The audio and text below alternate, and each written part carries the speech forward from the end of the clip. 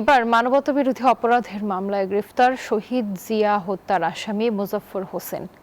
সাবেক এই সেনা কর্মকর্তাকে 2 দিনের রিমান্ড দিয়েছে আন্তর্জাতিক অপরাধ ট্রাইব্যুনাল। চিফ প্রসিকিউটর জানান, বিভিন্ন অপরাধে তার সম্পৃক্ততার তদন্ত চলছে। সোমবার শাপলা চত্বর হত্যা মামলার অভিযোগপত্র দাখিল হবে বলেও জানান তিনি।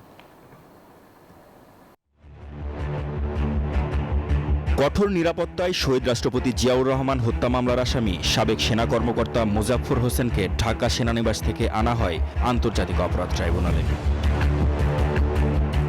মানবতাবিরোধী অপরাধের মামলায় তাকে গ্রেপ্তার দেখানো ও জিজ্ঞাসাবাদের আবেদন করে প্রসিকিউশন।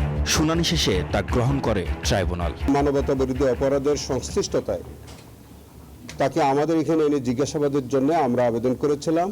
সেই আবেদনের পরিপ্রেক্ষিতে আজকে মাননীয় ট্রাইব্যুনাল তাকে 2 দিন জিজ্ঞাসাবাদের জন্য আমাদেরকে অনুমতি দিয়েছেন। চিফ প্রসিকিউটর বলছেন, বিভিন্ন মানবতাবিরোধী অপরাধের সাথে মোজাফফর হোসেনের সম্পৃক্ততার তদন্ত চলছে।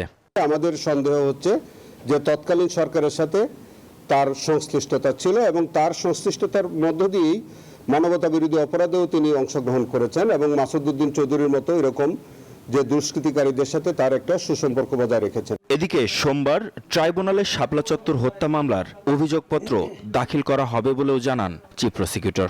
নিয়ে আগামী সোমবার দিন আপনাদেরকে ব্রিফিং করব, আশা করি ওই দিন ইনশাআল্লাহ ফরমাল চার্জ দেব।